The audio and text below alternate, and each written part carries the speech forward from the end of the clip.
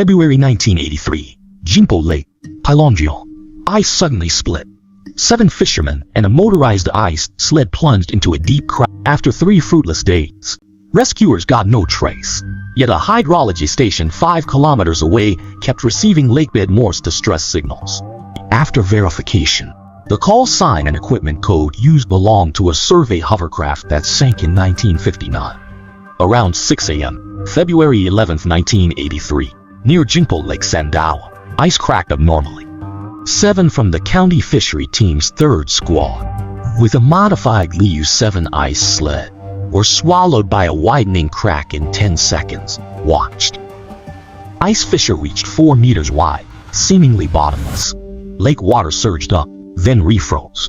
Standard ice breaking failed after 72 hours. On Valentine's night, February 14, at Huxley Hydrology Station 5 kilometers from the crash, engineer Shu heard rhythmic knocking suddenly in his headset monitoring live underwater sonar. He was shocked to recognize it as Morse code.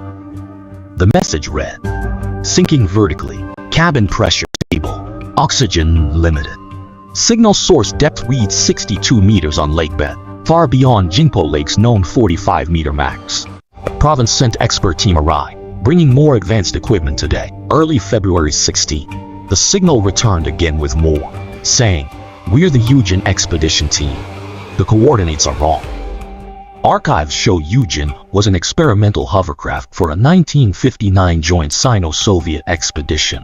That November, it lost control, hit rocks off the lake islet, sank. All 4 aboard died. Most of the wreckage was salvaged from the water in the summer of 1960.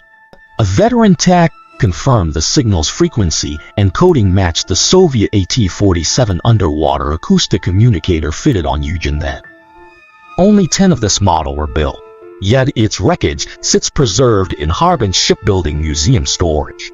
Surveys confirm Jingpo Lake here is about 41 meters deep. There's no 62-meter trench. Yet sonar kept showing, about 20 meters below the sound layer, a hollow echo outline like a hole. In the longest signal recorded on February 18, the background audio contained a young man counting in Russian. 3, 2, 1. Accent matches a 1959 Eugen ship archive recording of a Soviet trainee exactly, but after the clear count, there was a smiling Chinese phrase not recorded in the archives.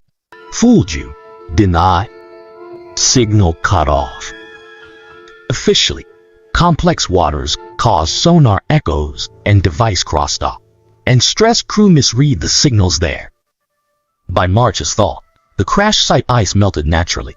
No 1983 lake victims or equipment wreckage was found anywhere. The 7 fishermen were declared to have died in the line of duty.